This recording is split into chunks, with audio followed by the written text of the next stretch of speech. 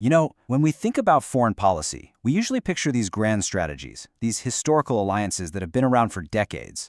But what happens when all of that is driven by something, well, a lot more unpredictable, like personal instinct? That's exactly what we're digging into today. Donald Trump's really unique and deeply personal way of looking at the world stage. So here's how we're going to break this down.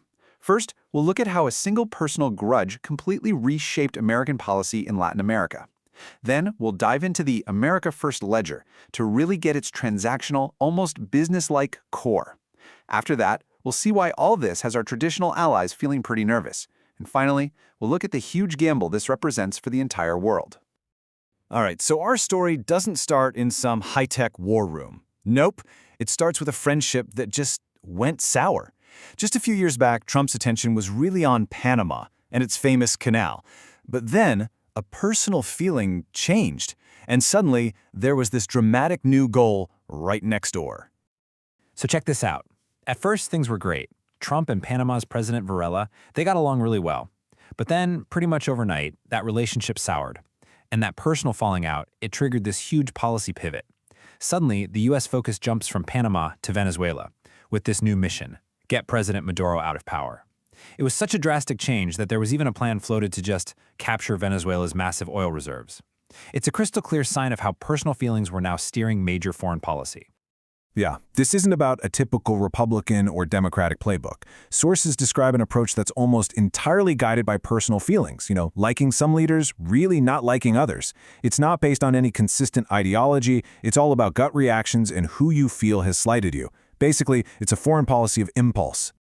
And as political science professor Javier Corrales puts it, he likes to approach the world stage as a punitive actor. That word, punitive, is so important here. It suggests a willingness to use the incredible power of the United States not just for strategic goals, but to settle scores. So if it's not ideology driving the train, then what is? Well, the answer seems to be something like a simple corporate-style ledger. Every single relationship with another country is seen as a transaction, calculated to see what's in it for America. And this transactional mindset, it's perfectly summed up by this idea of reciprocal tariffs. This isn't about some complex economic theory. It's just simple accounting. If a country hits the U.S. with a tariff, the U.S. is going to hit them back with the exact same one. It boils down all of global trade to a simple tit-for-tat exchange. And this is the guiding light for everything. According to former Deputy Chief of Staff Anna Kelly, all of these decisions are through the lens of America First. And that's not just a catchphrase, it's literally the main filter for every single international decision, from trade deals to military aid. And you see this logic pop up absolutely everywhere. We saw it in the proposal for a blanket 10% tariff on all imports, basically treating every country like a business competitor.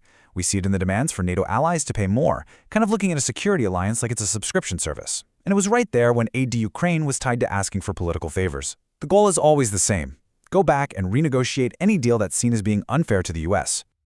So what's the effect of all this on the rest of the world? I mean, for America's traditional allies, this shift from predictable policy to personal whims has been, well, to put it mildly, pretty unsettling. It feels like the old rulebook has just been tossed out the window. And this chart really lays it out. Foreign policy used to be built on these stable, long-term alliances that were all about predictability. Now it's about personal relationships with individual leaders. The goal isn't necessarily global stability anymore. It's about scoring immediate, tangible wins. And often, that means disrupting the whole system. And the impact of this is huge. Sources describe a world order that's been destabilized. The professional diplomats, the people who are used to the established rules, they're often sidelined. And at the same time, America's longtime partners in places like Europe and Asia, they've been genuinely alarmed by how unpredictable things have become. Republican Congressman Don Bacon just nails this anxiety. When our allies hear these unpredictable statements about core commitments like Ukraine and NATO, they're left wondering, okay, so what are our red lines now? That deep uncertainty is one of the biggest consequences of this kind of highly personalized foreign policy. Okay, so where does this all lead? When you mix personal grievances with transactional deals and you shake up all the old alliances, what are the long-term stakes? What does this new global gamble actually look like? So let's just put it all together. What we have is a foreign policy that is, number one, deeply personal. Number two, it can be punitive, using American power to settle scores. 3, it's highly transactional, always focused on what we can get right now. And finally, it's fundamentally disruptive, because it challenges the very foundations of the global order we've known. And at the end of the day, that unpredictability itself becomes the biggest risk. It creates the potential for much deeper global instability, because nobody, not our friends, not our rivals, is quite sure what the rules are anymore. Both allies and adversaries are left scrambling, trying to adapt to a world leader who is operating by his own very distinct and constantly changing playbook.